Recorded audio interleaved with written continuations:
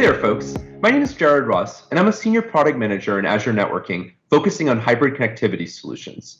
Today, we're going to talk about designing high-performance networks for your hybrid workloads. To set some of the context, we look at some of the types of services that Azure has to offer today. IaaS, or Infrastructure as a Service, Platform as a Service, or PaaS, and SaaS, Software as a Service. And as we set this context, we look at all of the various mechanisms that we connect into these services. Whether or not we're connecting from a branch, where we may want to access our SaaS services over the internet, but our IaaS services over a VPN, for example. In addition to that, we can access these over point-to-site or user VPN services. And those user VPN services run on Windows and Mac OS, as well as Linux, iOS, and Android as well. And then we finally have our headquarters or data center connectivity solutions. And those are going to typically use private connectivity services like ExpressRoute, which allows for a high availability and private mechanism to connect to these services. And this is going to support both IaaS and PaaS for connecting to workloads that are both within your virtual network, as well as resources like Azure Storage or Azure SQL that may be behind Private Link, for example. The first thing we'll take a look at is ExpressRoute, which is a private cloud connectivity offering. In ExpressRoute today, we allow for you to connect to our global backbone utilizing either service providers or a direct connectivity model. We have both access to Microsoft peering, which includes Office 365, Dynamics 365, and Azure public services like Azure Storage and SQL, like I mentioned before. We also support Azure private peering, which is an extension of your on-premises network into your virtual network, where you can bring your own private IP space and access your virtual machines from on-premises. Your virtual machines can also access your on-premises network.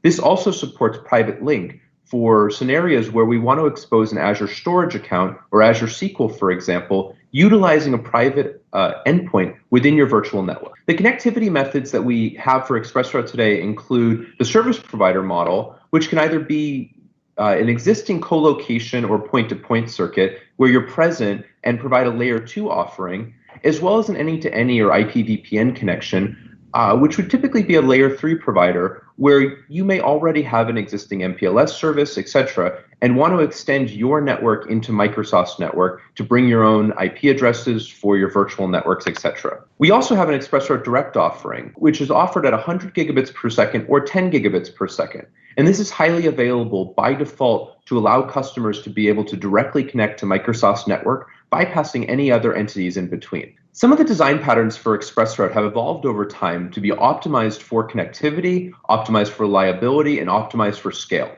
We see some of these paradigms used with our customers throughout the world today. One being the one flat VNet, which is quick and easy to deploy. It has subscription and other limits that may be applied, but there's fewer choices for security and compliance, and it can be very, very simple to deploy. In addition to that, we also can connect all of our VNets onto the ExpressRoute circuit. And so if you have different types of workloads for different business units, or you have different types of workloads for different applications, each of these can be connected to the ExpressRoute circuit to allow for on-premises access for backend services or for on-prem connectivity. And then finally, we have the hub and spoke model, which utilizes VNet peering and gateway transit, where I have a gateway deployed into my hub VNet, and then I peer that VNet with many spoke VNets to allow for centralized management within that hub, while allowing each of my spokes to still have access to on-premises and for on-premises to also have access to them. There is a management overhead with this, and there's bottlenecks in the hub,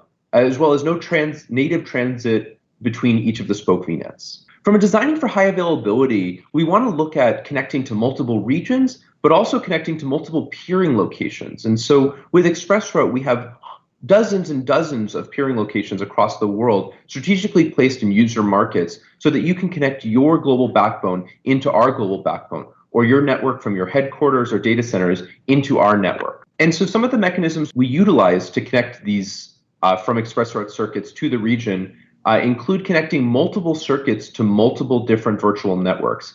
And as you can see here, I can connect up to 16 circuits across peering locations for high availability. This was previously increased from 4 circuits.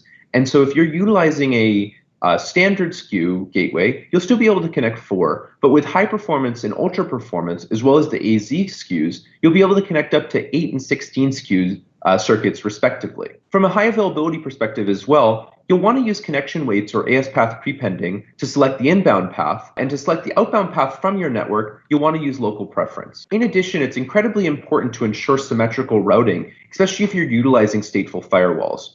And so you can use our network or your network to be able to carry this traffic, but you always want to make sure that your traffic that leaves one location enters and exits via the same, as well as when it leaves our network, it enters and exits accordingly. We also have some upcoming features that will make large-scale networks even more scalable with the use of IPv6. Azure Virtual Networks today support IPv6 natively within the platform in a dual stack method. We're also extending this to the on-premises connectivity solutions as well, where we now will also support an on-premises network exchanging routes that are IPv6 to the Azure Virtual Network and having full end-to-end IPv6 experience from on-premises to Azure.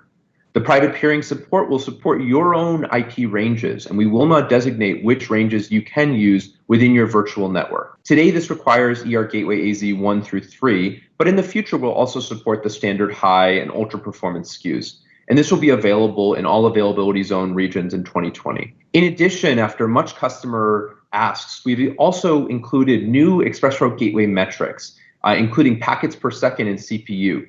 This allows for self-service monitoring of your gateway per instance for very fine-grained reporting. This also has native alerting via Azure Monitor and has direct integration into the platform so that you can set up your own alertings and integrate into your ITSM, etc. Next, we'll talk about VPN, which is an internet-based secure connectivity method. The first thing, touching on ExpressRoute, is our recent announcement on VPN over ExpressRoute private peering. What this allows us to do is connect to a VPN endpoint and securely over an IPsec tunnel, connect to your virtual network utilizing your ExpressRoute private peering.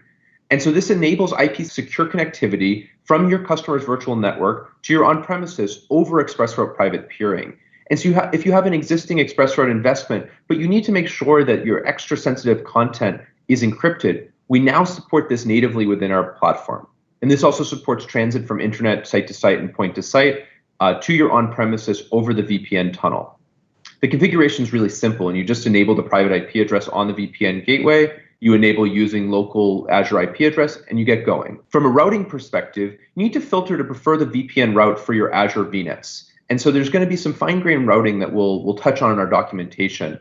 In addition to that, on-premises must advertise more specific prefixes or disjointed prefixes via the VPN connection to ensure that we utilize the VPN connection on our egress back to your on-premises. We do still support single tunnel throughput of about 1 gigabit per second, but you can set up multiple private IPsec connections for greater throughput. From a feature perspective, we're also adding new capabilities to the site-to-site offering.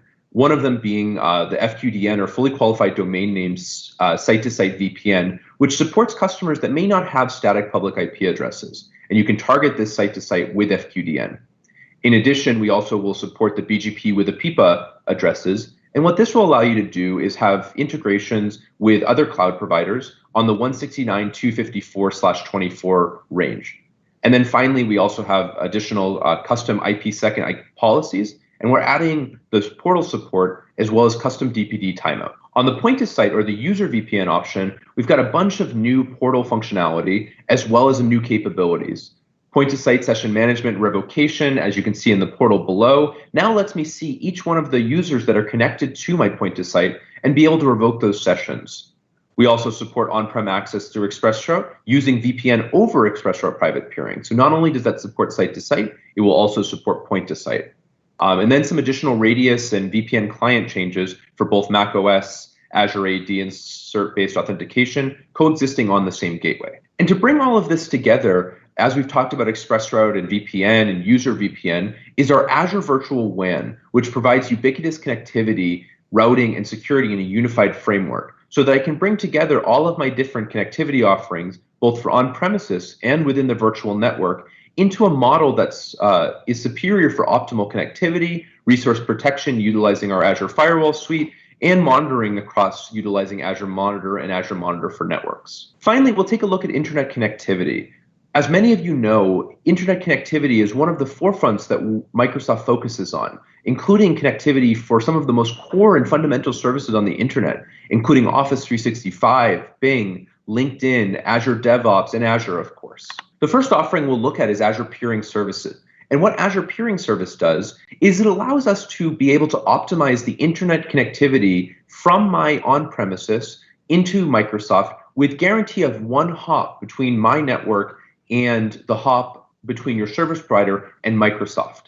And this is an enterprise-grade internet connectivity to Microsoft. And so we've worked with many connectivity providers across the world in a partnership so that we have not only local peering redundancy, but also geo-peering redundancy. So in the case that a local metro were to fail, we ensure and we require that our partners have redundancy in these metros. In addition to that, they're high-capacity peers, both with ISPs and exchanges, and it's optimized for internet traffic, known as cold potato. We also have telemetry platforms built into this, which we'll touch on, as well as our industry-leading route anomaly detection and remediation platform, known as Radar. And this monitors 20 million routes across the internet and protects against BGP leaks, hijacks, and withdrawals. Some of the features, as I mentioned, is that this allows for BGP route anomaly detections. So if there's a hijack or a leak on the internet to your prefixes, we'll notify you of that. In addition to that, we'll provide you with performance insights, including latency, and then a looking glass for providers for BGP, for RPKI validations, as well as Trusted Anchor, AS Path, Next Hop, etc. We'll also look at routing preference, which is a new offering that Microsoft has to be able to provide egress options for your services. And so when you're thinking about Azure Storage or Azure VMs, for example, you may not require high optimized network that the Microsoft backbone provides. And so what this does is that this will route over the public internet as close as possible to our internet service providers instead of routing Microsoft's global backbone, which is the default experience. And so on the Microsoft global network, traffic is accepted closest to the user and traverses our backbone until it gets to that resource. The return route also follows our path and exits the Microsoft network closest to the user. With the ISP or internet approach, the traffic is traversed onto our public internet and enters into our closest hosted service region. The return traffic, however, exits Microsoft in the same hosted service region and takes the public internet route to there. And so if we take a look at the actual configuration of this, we create a public IP address and we now select the routing choice that we're interested in utilizing. And so in this case, I want to make my public IP address an internet public IP address rather than a routing preference on my Microsoft network. And now I can associate this to my VMs, my VM scale sets, App Gateway, Azure Firewall, and more. Additionally, I can also do this on my storage service. And so if I have scenarios that are large egress intensive scenarios, think CDN or streaming, I may want to be able to optimize on the cost as well. And this is a really good cost optimized scenario for this. And so I configure my routing options for my storage account, as you can see, either Microsoft network routing or internet routing. In this case, I've selected internet routing. And now I have additional internet endpoints that are created.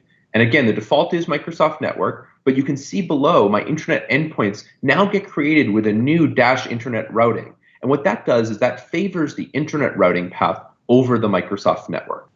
And that about wraps up in a nutshell everything we wanted to talk today about designing high-performance networks for your hybrid workloads. Definitely check out our website on our Azure Global Network to learn more about all of the Azure networking offerings, as well as to dive into all of the global networking capabilities that Microsoft has to offer. Thanks for watching.